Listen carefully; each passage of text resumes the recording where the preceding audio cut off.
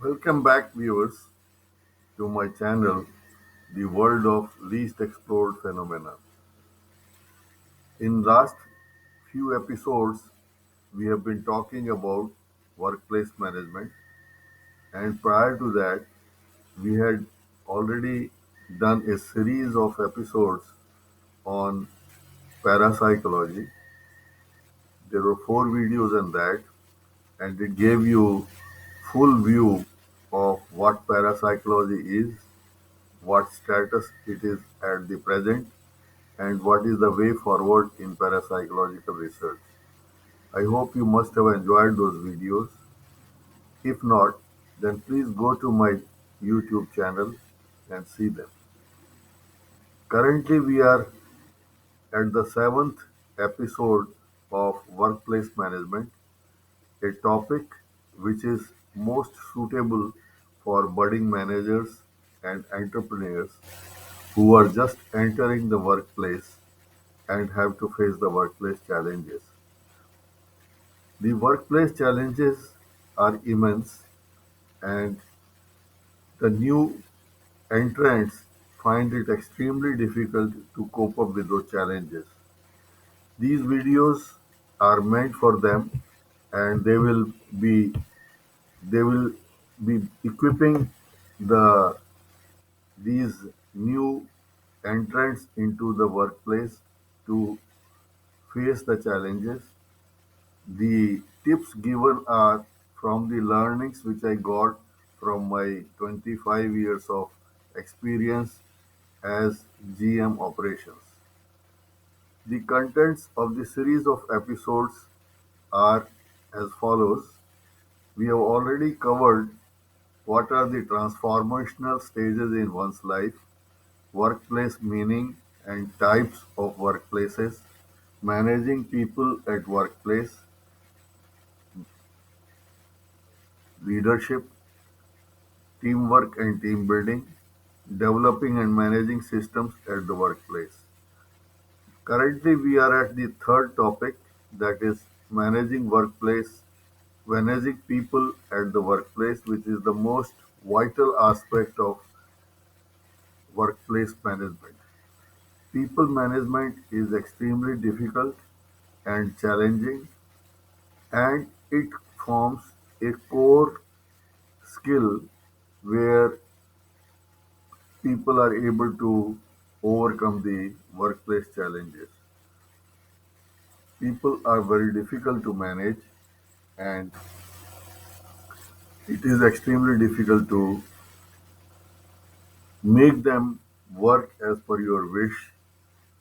And we have already covered many aspects of workplace management and managing the people.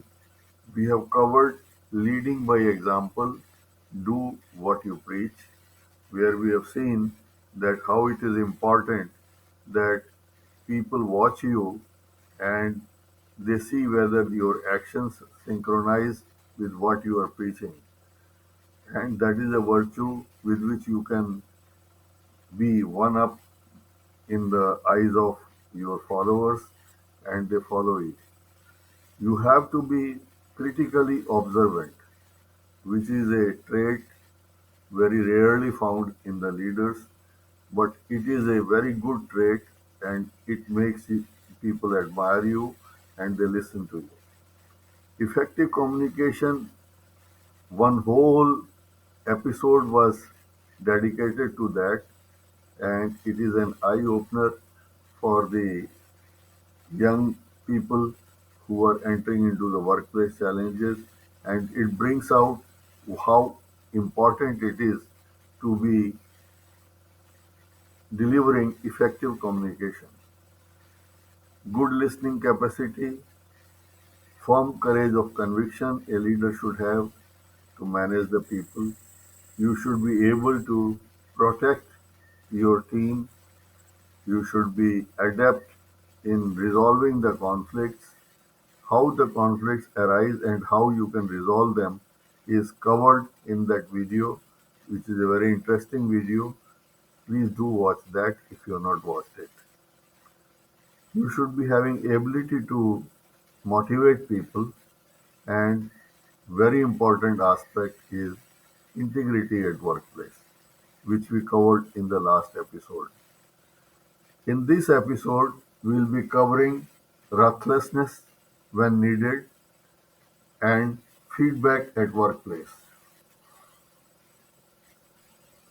So, let us begin with understanding what is ruthlessness. Ruthlessness is supposed to be considered as a negative aspect of a man's personality, but there are situations when you need to be ruthless if you are to be successful in managing the workplace. We often think ruthlessness means cruelty. It is not always so. Ruthlessness means you are willing to act without compassion to achieve your ends. It is different from cruelty. Cruelty means intentional infliction of pain, harm, or suffering. Cruelty emphasizes a deliberate desire to cause distress, whereas the ruthlessness is not desiring a pleasure. Both lack compassion. Both lack compassion. While cruelty is done specifically by the desire to gain pleasure through the suffering of others, ruthlessness does not depend on pleasure at all, but crushes emotions in order to reach an objective. What is ruthlessness? Ruthlessness is the absence of compassion or mercy, especially when you are pursuing an objective.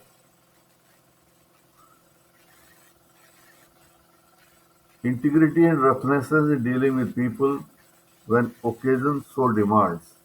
While managers should treat employees with dignity and respect, there are occasions when managers must be ruthless.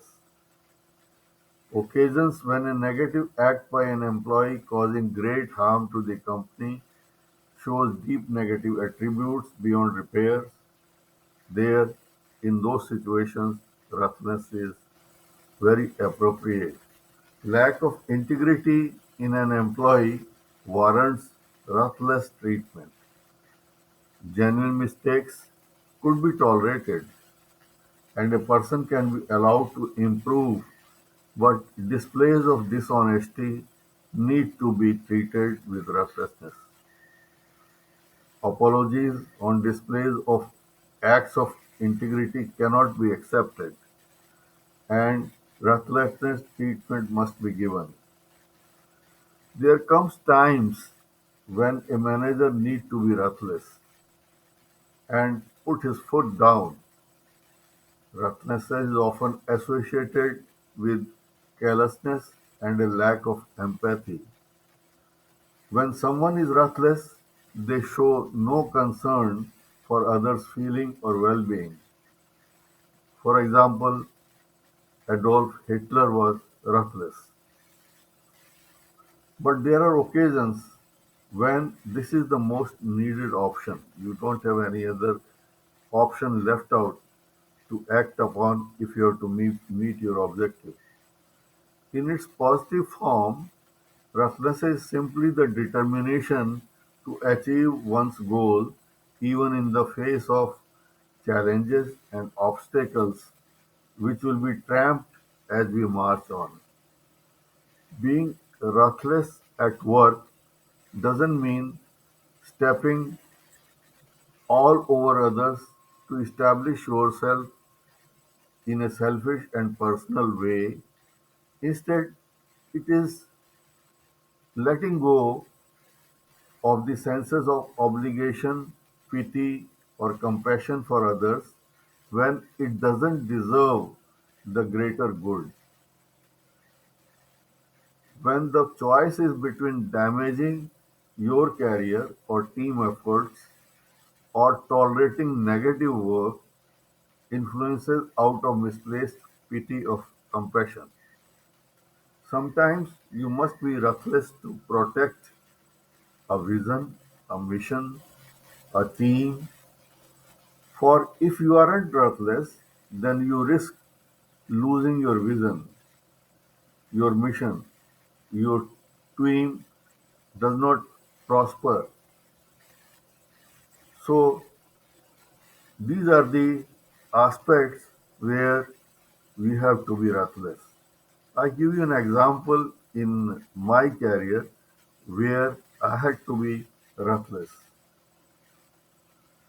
At GM factory operations, at factory operations, I was managing several factories simultaneously, and I had many factory managers.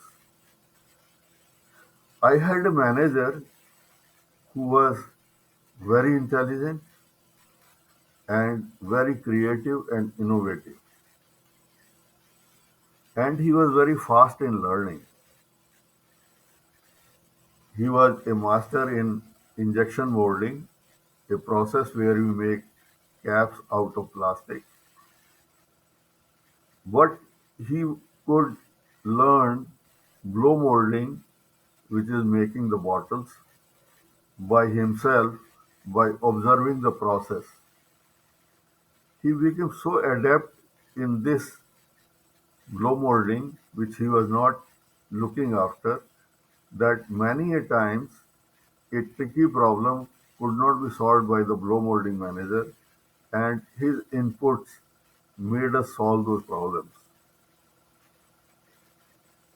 He was a real blue-eyed boy for me, and I wanted him to grow well in the organization. His brilliance really attracted my eyes, and he was always shining by his brilliance. I wanted to promote him whenever an opportunity arose. And there arose an opportunity when one of my factory managers left us for his better prospects. I promoted him as a factory manager, where he was to look after all the operations, injection molding as well as blow molding, printing, screen sleeving, and so on. Many processes were there in the factory, and I promoted him to that position, hoping that he will show his brilliance in that factory. But to my dismay, I found that in 2 months the factory showed declining performance in all the areas, including injection molding. It was a shock to me because he was a brilliant person and I did not expect such a setback from, from him. I did my discreet investigation to understand what is happening in that factory, and I found that he was misusing his position to make money using unfair means and was also exploiting contract labor, especially the women. And because of this, he was not attentive to his work, and the work was suffering. Factory was suffering due to his lack of integrity. This was an aspect which I had not tested, and it was my mistake. I could tolerate anything, but not lack of integrity. There was no pardoning for lack of integrity because it was rated, I rated it very high in my eyes. And even though this was a case of a very blue eyed boy whom I used to admire, I could not tolerate, and I had to be ruthless. We wanted to remove him, and it is another story how he reacted to that.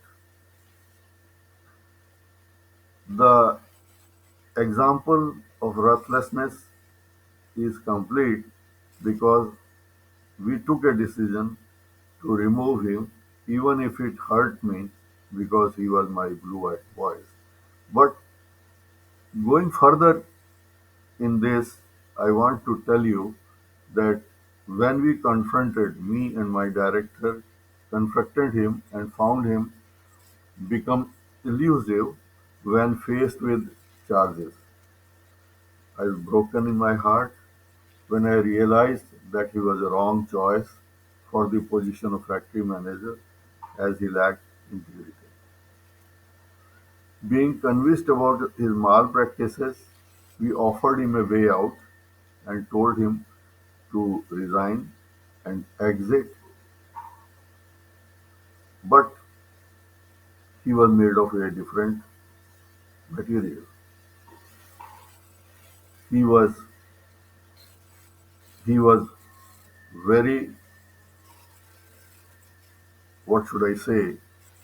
He did not have the compassion or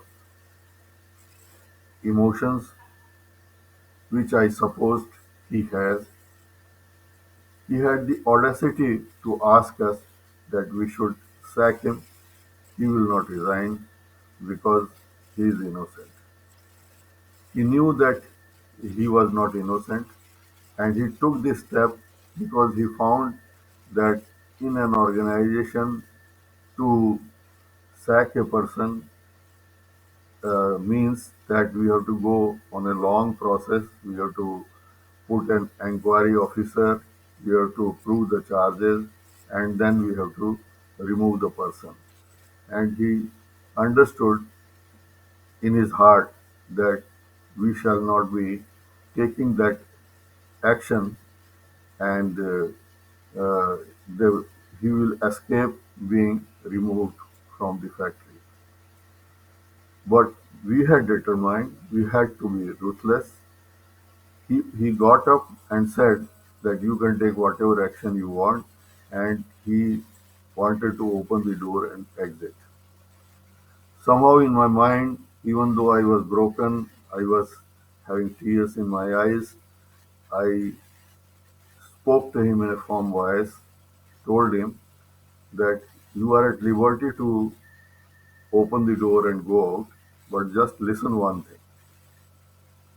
As soon as you open and go out of the door, me and the director are going to police and we are going to lodge a complaint that you have misappropriated our funds and created great harm to the company. You can understand what will happen. Immediately next day, the local newspapers will carry this news, and your photo will be there, and in future you will not be getting job anywhere because of this news spreading in the local units. And I know you have obligations. You can't go out of station to search for jobs. This area is having a lot of plastic factories, and you would like to switch over to another factory, but you will not find an opportunity to get a job in the nearby factories. As a company, we can go in for legal battles. We can afford it. You will not be able to afford that also. Now, if you want, you can go out and we'll start the proceedings. We in our heart did not want to do this. We did not want to go to police as it will bring a bad name to our company. But I had taken a chance to put a pressure on him and it worked. For a moment he thought, then he came back, asked for a paper and wrote his resignation and quit the job. When he saw tears in my eyes, he said, "Sir, I have done something wrong. Why are you weeping?" I told him, "You betrayed my confidence. You were so working so well and you were an asset to the company. I am weeping because I have lost an asset in my company." So this is how a person has to be ruthless when such an opportunity arises in the company. That time you have to forget about your emotions. You have to, you have, you may not remain compassionate at that point because for the good of the company, you have to put your foot down. And this was such a case. I thought I should share this with you.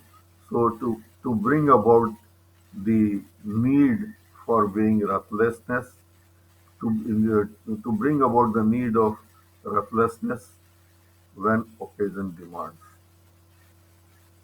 Now, with this, we close this topic and we go to next topic, that is feedback in organization, which is an important aspect of workplace management. Feedback is very important.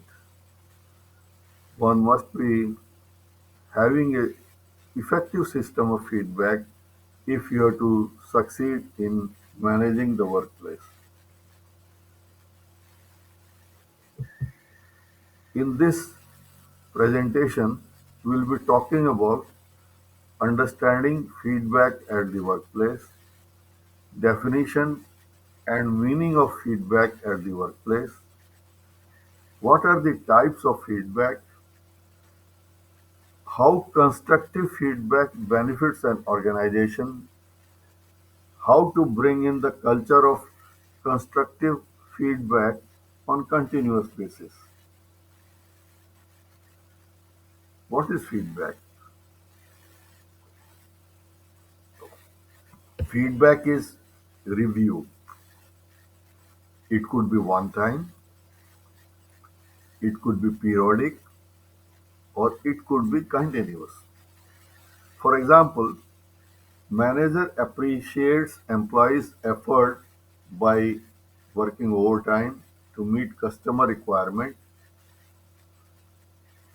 This is an example of a constructive feedback.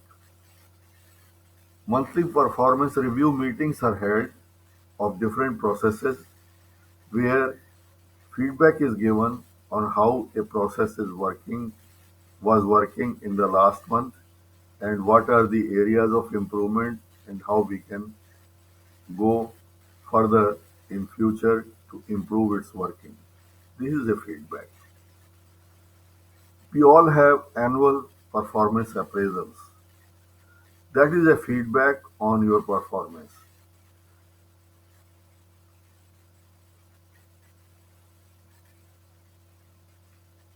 We review could be for an event or for an activity. For example, at the end of seminar training program, the audience is requested to fill out a feedback form. There are surveys which uh, are reviews on a event or on a topic.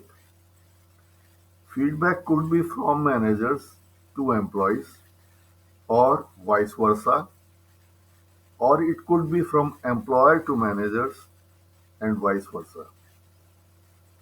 A manager takes feedback on the progress of work. Employee wants feedback on his or her performance. Managers report the progress of a project to employers, and employers give feedback to the status of companies working from time to time. I think more clarity will come on what feedback means if you look at this video, a short video. I'm just playing it for you. What is feedback? You start receiving and giving feedback from the moment you were born. You receive feedback and give feedback to your mother, father, spouse, children, relatives, or your friends in your private life, and your colleagues and managers in your work life. You spend all your time and energy to complete a job in the best way possible and do your best. Despite all this, when people around you remain indifferent to what you do, you start thinking they do not care what you achieve and do not realize your effort. When someone gives you feedback, you realize you were taken into account. Your efforts are appreciated and you are held with great value. The most important factor for this process to be efficient is establishing effective communication. The most important element of effective communication is feedback. Feedback is any return given by people who are impressed by the work to improve the process, eliminate unwanted situations, and continue a positive situation with the same motivation.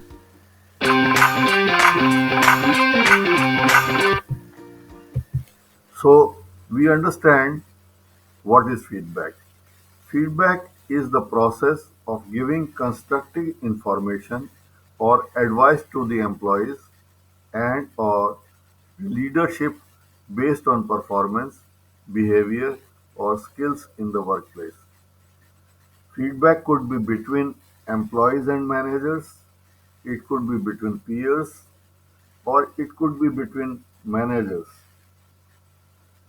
What are the types of feedback? Feedback could be positive, constructive, negative, or coaching feedbacks. Let us understand these types of feedback. Praise. Praise is a positive feedback. Praise can stem from small, informal comments about work to more grand recognition like awards for good work. Be lavish in praising and do it publicly. It motivates and boosts ego, and person is tempted to deliver best in future endeavors. Negative feedback is criticism. The type of feedback provides areas of improvement to the person, but this should be done privately and constructively and not to pull someone down. Say, for example, a manager tells his subordinate that this project deadline is fast approaching, but you have not been informing me of your progress. It would be helpful if you give me an update every Friday morning. Is this feasible for you, or do you have another idea that might work better? This is a constructive feedback. While criticizing, you are still asking the person to give proper feedback timely. Evaluation. This type of feedback provides an update on a person's performance, the status of a project, the company's current status, etc. The feedback evaluates some aspects. Coaching. This feedback is relevant for the training of employees where they have to be given feedback on progress and guidance for the way forward. Feedback of encouragement. Encouragement can be given formally or informally as part of performance review or a quick comment on some good work done by the employee. This is similar to evaluation, but there is a greater emphasis on the job that's being done rather than on targets. For example, the manager congratulates the employee on his determination to finish the project well ahead of the targeted date. Constructive feedback. It focuses on work rather than on the person. For example, manager while appreciating the good work guides on areas for further improvement and suggests how to go about it. Destructive feedback is not the work is not on work but on personality. For example, while reprimanding an employee on a mistake, manager remarks that the employee is worthless. This is a destructive feedback and should never be given. It demotivates not only that employee, but it spreads like wildfire in the organization and it has a great demotivating effect. What are the benefits that accrue of feedback at workplace? It is a very important aspect and there are a lot of benefits which accrue out of constructive feedback. It improves transparency in the organization and goes on to boost performance at all levels. The employees reach better decisions due to clarity provided by feedback, which results in better overall performance. Conflicts are prevented. Feedback helps in reflecting chances and areas of conflict, and timely actions can be taken so that conflicts are prevented from arising. So, for example, if MD does not give feedback and implements a decision which demotivates. I give an example here from my own career. There was a time when I was managing several factories at a time, and my MD was very happy with the performance. I was managing three local units and two units which were situated outstation in uh, Uttarakhand and Himachal Pradesh. I was very happy, going very strong. The units were flourishing. We were delivering good result. The management appointed a vice president manufacturing above me, and he was also contributing his might to the organization. One day, suddenly a phone call came from my MD informing me that I should now concentrate only on local three units and remaining two units will be looked after by the vice president. It demotivated me greatly. What wrong I had done? I was working very diligently and the units were progressing well, and there arose a conflict between me and the MD.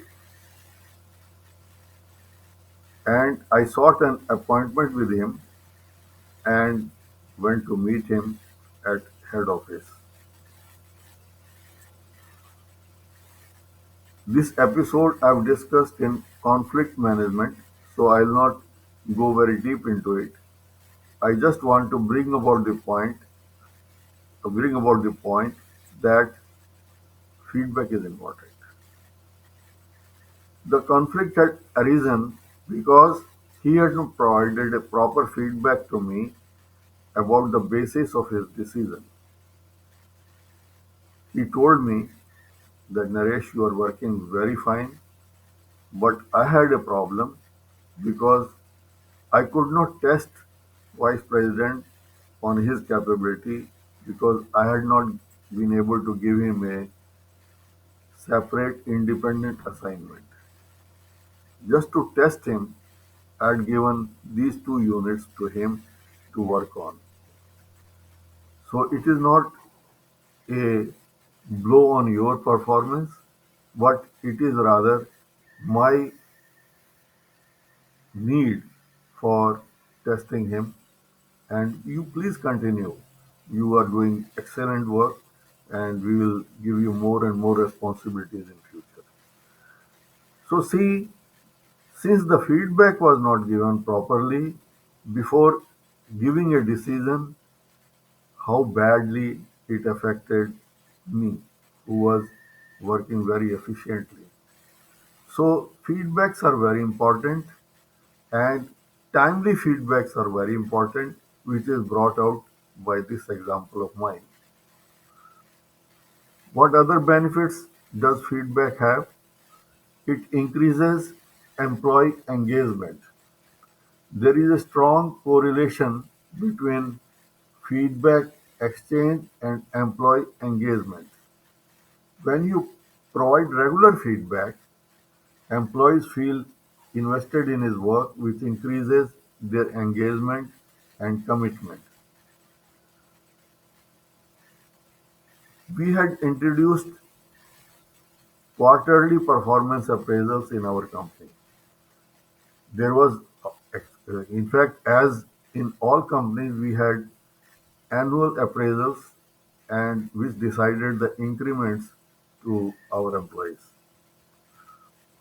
But we felt that instead of just having annual increment based on the overall yearly performance, why not introduce quarterly appraisal so that we understand how the person is progressing and we give them feedback on the areas of improvement so that they improve and give better result to the company, which will be a win-win situation because they will try to work better and company will also benefit.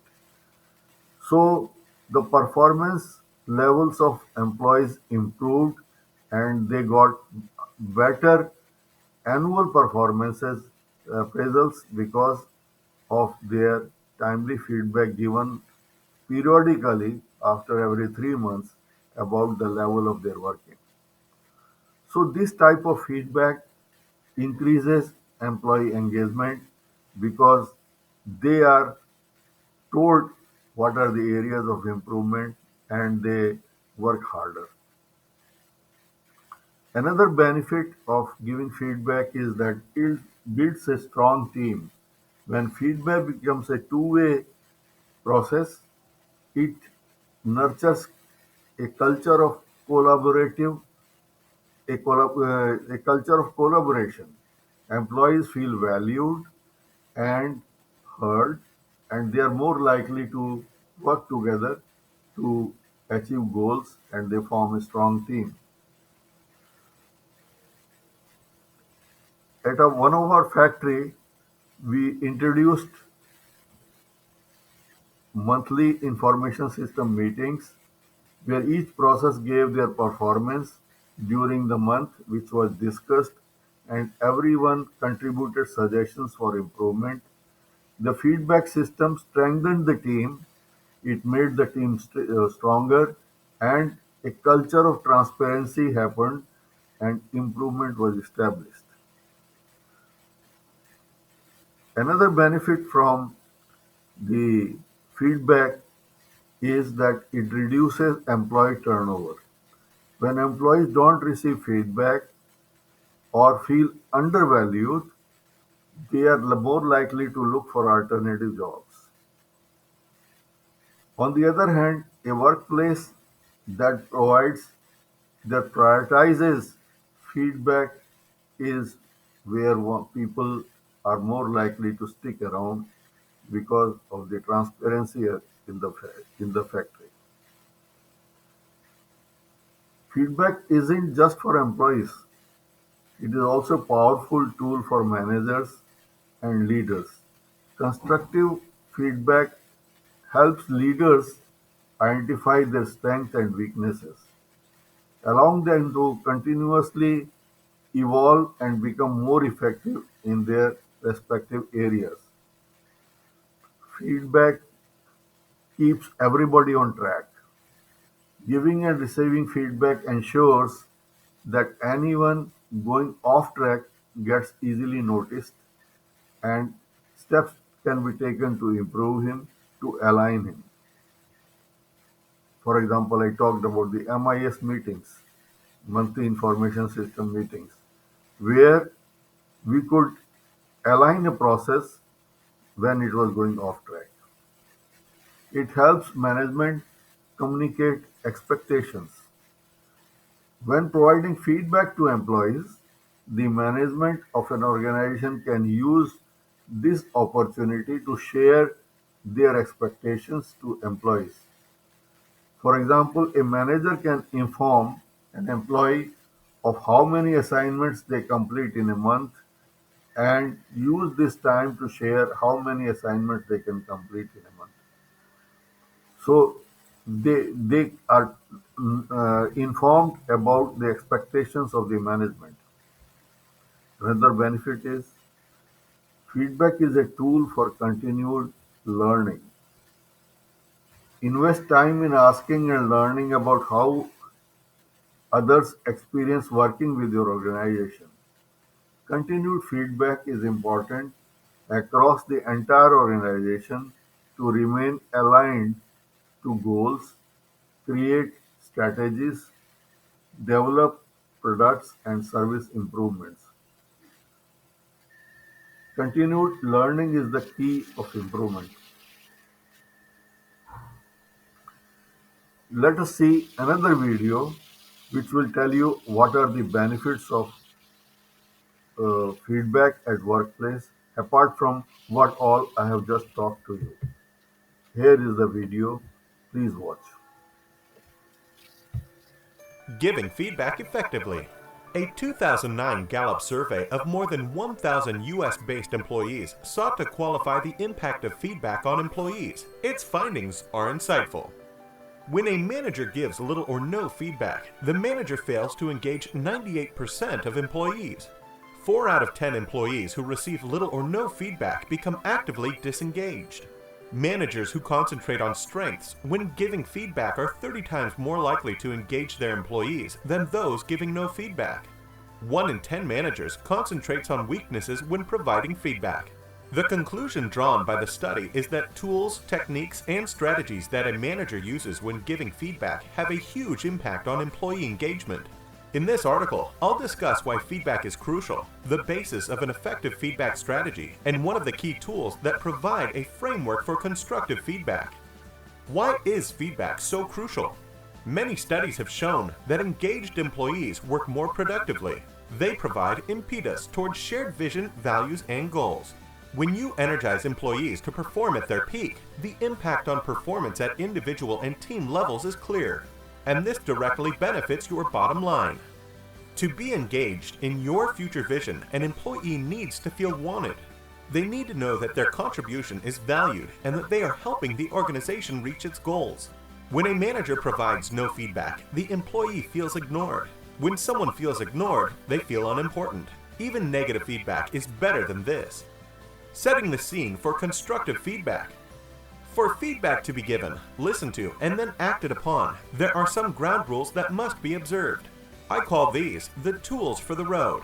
When you drive the highway, you need to first know your destination. You need to know what you and others can control. For example, you are in charge of the car. A road traffic accident is out of your sphere of responsibility, though you may have cause to report and help. And delays or roadblocks have to be negotiated. In the workplace, this means setting clear expectations for your employees. For example, provide examples of work products that clearly reflect the quality and detail you expect from an individual. Let your people know explicitly what they control and provide a continuum for feedback. Remember also that feedback is a two-way street. It is about listening, understanding, and acting. Techniques for giving and receiving feedback. When providing feedback, it is important to be on point. Feedback must be specific to behavior. For example, saying someone is doing a good job may raise a smile, but is a short-lived, throwaway appraisal. What is that person good at? What is it that they are doing which can be used as best practice and inform the behavior of others? Consider which is the better and more effective feedback of the following. You're working well on these reports. Well done. Or, I see you've put in a process to reduce the time it takes to process these reports. That's great work and something we could use across the whole company. In brief, there are 5 elements of constructive feedback. It should be given in a timely fashion, clear, specific, non-judgmental, actionable. Making your feedback effective using a simple feedback framework. To make feedback effective, that is to say, something that will leave a positive, engaging impact on the employee, I recommend following the Situation Behavior Impact (SBI) model. This model ensures that you hit the 5 elements of constructive feedback I highlighted above. For example, capture the situation. In yesterday's team meeting, describe the behavior. You interrupted constantly. Describe the impact. This forced your colleagues to shut down. Consequently, we weren't able to discuss their ideas and arrive at a team-based solution to our problem. From this specific feedback, you will be able to discuss behavior and jointly produce a plan of action that the employee can use to improve his or her performance. How to receive feedback. As I said earlier, feedback is a two-way street. A good manager encourages his or her people to provide feedback on him or her. Doing so will aid your development as a leader and further promote engagement. When receiving feedback, you should follow these bullet point rules. Listen attentively. Repeat only what you heard. To clarify, ask for specifics. What are you doing well? What are you doing not so well? Show appreciation by saying thank you. Ask if and when you can check back. If your people appear distant, disengaged, or disenfranchised, then you may need to brush up on your feedback technique. If you don't provide effective discussion of performance, you are doing yourself, your employee, and your organization a severe injustice. Contact Forward Focus today to learn how to develop inspiring leaders through our Management Development Series and our course on giving effective feedback. Giving feedback effectively. A 2009 Gallup survey of more than 1,000 U.S. So, we learned many good things from this video about the importance of feedback. What are the learnings? If feedback is not provided, employees feel ignored and they feel unimportant and they do not give their best. Feedback motivates employees to be deeply engaged in work. It leads to better productivity and generates a creative and innovative environment. Employee performance improves because of engagement. Company performance improves and the bottom line shows improvement. Feedback is a two-way process. Listening, understanding, and then acting makes feedback effective. Don't give generic feedback. Highlight good points and why they are good. Feedback must be clear, specific, non-judgmental, actionable, and must be given in timely fashion. Feedback is important that we understand, but how to bring in the culture of feedback, how to cultivate an effective feedback culture at the workplace is a important issue. Constructive feedback redirects unwanted behavior into more acceptable behavior. It just turns it relates to the to meeting production or customer acquisition goals, addressing workplace behavior and performance, or addressing employee attitude. Constructive feedback means the harshest reprimands could be given to sound like compliments, thus causing no ill feeling. These are the constructive feedback meanings which will see how we can cultivate this culture. But first, we are understanding what is the meaning of constructive feedback. Constructive feedback means giving actionable advice to a person needing improvement through a positive approach which avoids accusing a person. It is a combination of constructive criticism paired with coaching skills. Now, to implement constructive feedback, We must ensure that your criticism serves a positive purpose. Keep the end goal in mind. Improving employee performance is one example, and work towards it. Be sure to offer solutions and guidance. Pointing out issues is not enough. It is not enough for constructively framing feedback. Let us see this video which tells about how do we cultivate feedback culture at our workplace. Just watch.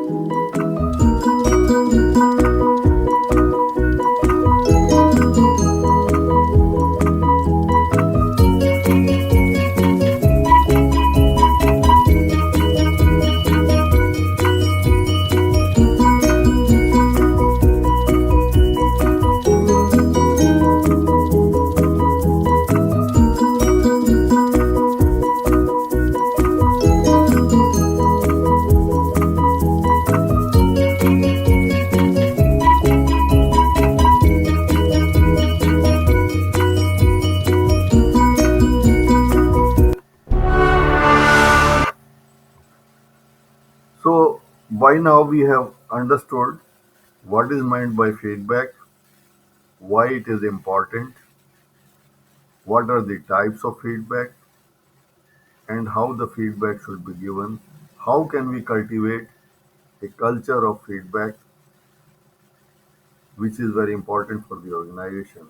From this video, we get following learnings. Constructive feedback impacts future behavior. Feedback is not just criticism, it is not humiliation. Feedback should take care of the fact that the person receiving feedback looks for what is in it for me. Be positive, be specific, be clear, be supportive. These things go on to make a culture of feedback in the organization. Explain why the feedback is being given. Listen actively and give space for reaction.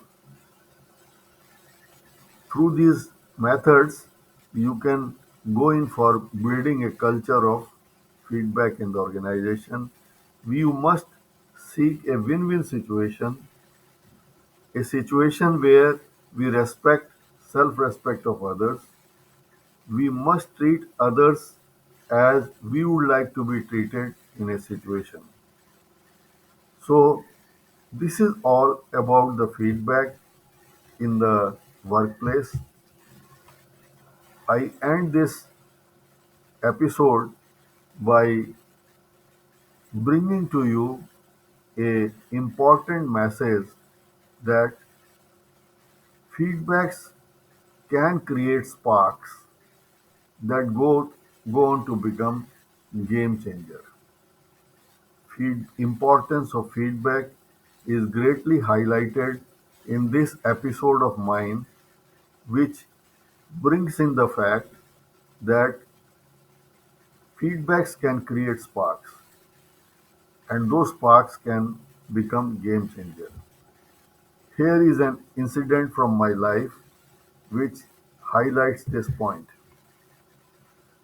Motivational sparks arise out of constructive feedback. Sparks are game changers. A spark ignites, and a strong urge is created which motivates us to do something which changes our life. This is an example of a phase of my life which was just starting of my college days.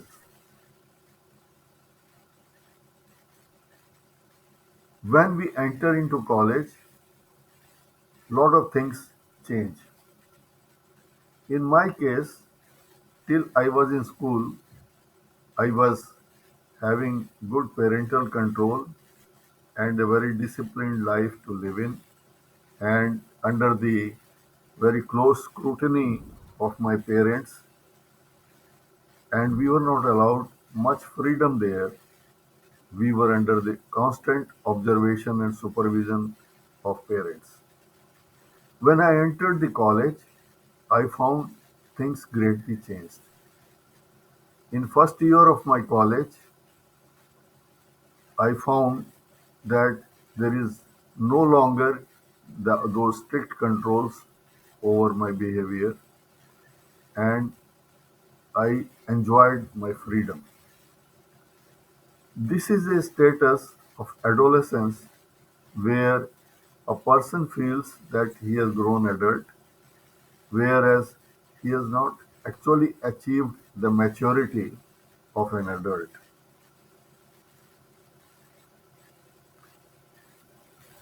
Uh, at that time, the feeling which I had was that yes, I should attend classes and just come back and revise the things. But there was also an urge to enjoy the freedom which I got when I came out of the college, when I came out of the school. In those days, till my schooling, I had never gone to a cinema theater because it is not that we had not seen pictures. There used to be screening of films in open air in our colony where a big screen was put on and a person who was having access the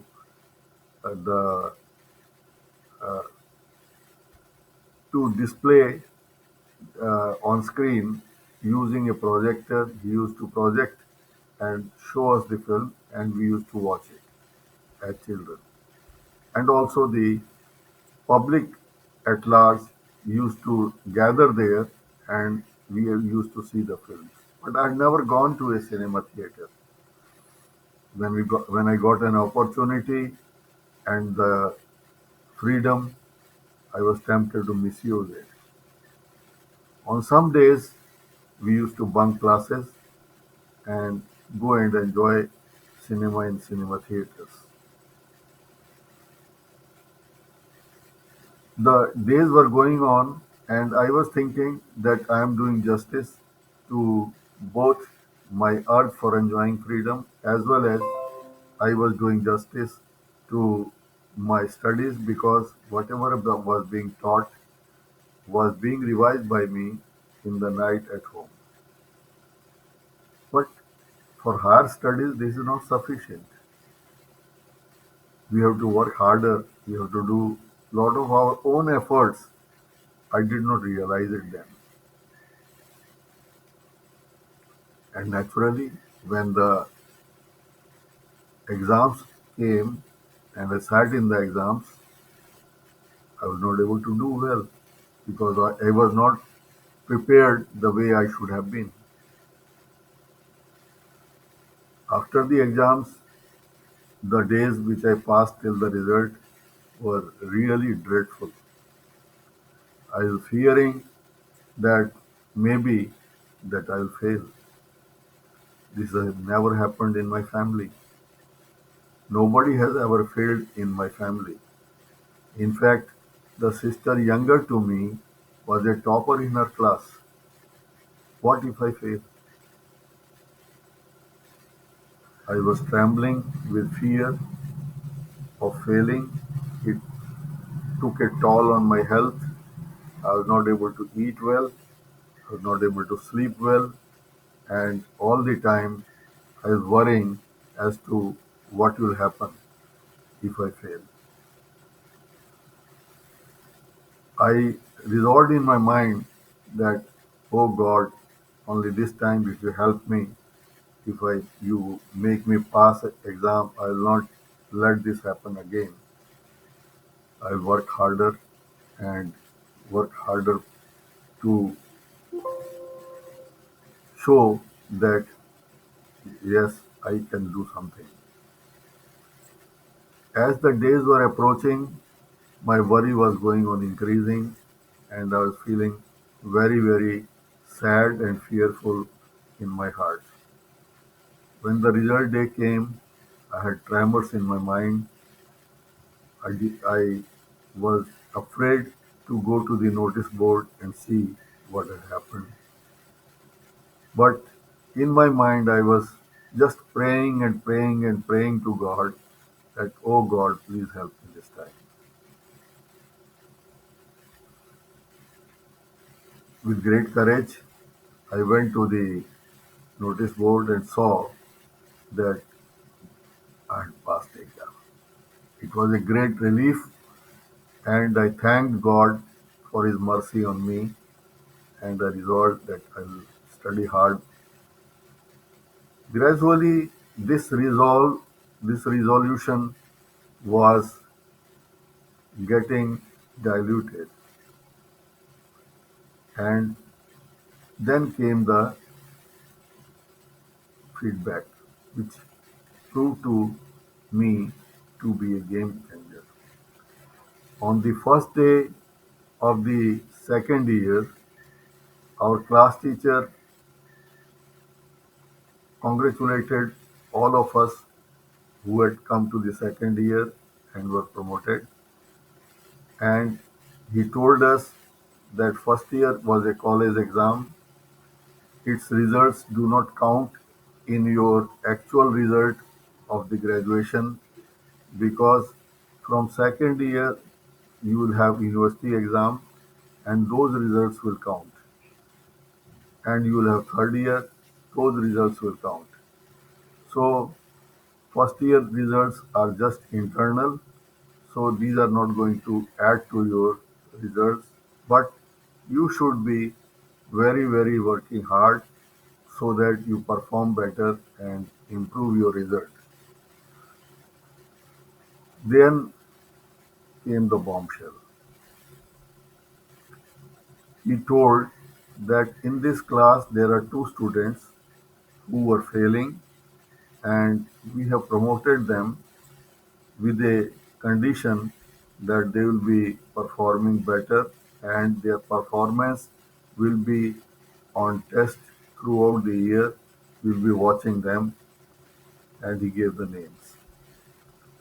First name was mine and the second was one of my friend.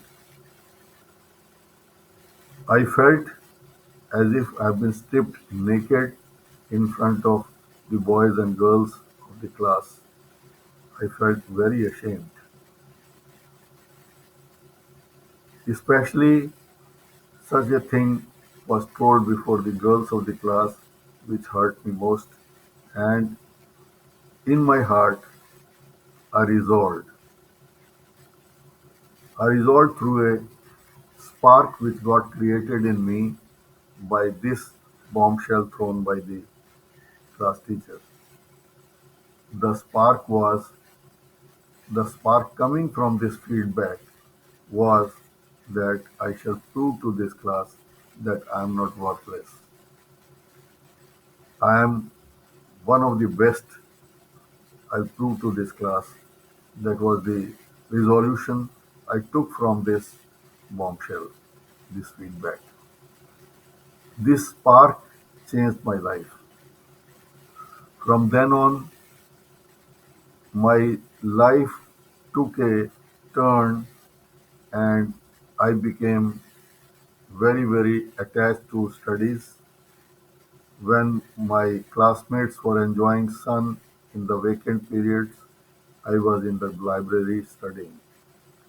When people were in the canteen enjoying food, I was studying. I was in the library after the classes were over and I used to return home very late. The second year was university exam. I was doing my maths honors. Maths was the main subject, and as per the teacher, maths was going to be the main subject, and only its marks will be counted for your graduation result. But you have to clear subsidiaries, which are physics, chemistry, and English. That you have to clear, but it is not necessary that you clear it in first attempt. There will be second attempt given to you in third year after 6 months, where also you can clear them. So I was concentrating mostly on maths, and I was not very much attentive to subsidiary because I knew that I could clear it in next term. When the results came, I got 86% marks in maths and I stood fourth in the university. I was second in my college. In second year, on the first day, the teacher congratulated me and he was very happy to announce that this was the person who was about to fail and today he has stood second in the class. But he told me that you have failed in physics, chemistry and English because those are the subsidiary subjects. It doesn't matter. You work hard and clear these after 6 months. When I had appeared in these subjects, there were 10 questions given and we were to attempt 6 and I knew answer of none. But I studied hard and when the examination came for these papers, there were 10 questions, we had to attempt 6 and I was wondering which one to attempt because I knew the answers of all. So this was a game changer. This changes the whole of my life and took me to a path of success. The feedback was a spark. This was a spark which came as a game changer to me. Such sparks, my friends, come in everybody's life. Such sparks of feedback come to you sometime or the other in your life, and you must not lose these sparks because this will change your life. This is the message I wanted to convey to you on the feedback topic, that feedback could be a spark which can change your life. So, with this, I end this session. If I enthused you and if you liked to know more about this subject, you can reach out to my book, which is selling on Amazon and Flipkart. Please get a copy of it and do read. I'm thankful to you for listening to me, and please wait my next episode, which will be the last episode in this series or in this topic of managing people. Please wait for my episode. Thank you. Thank you once again. Thank you all.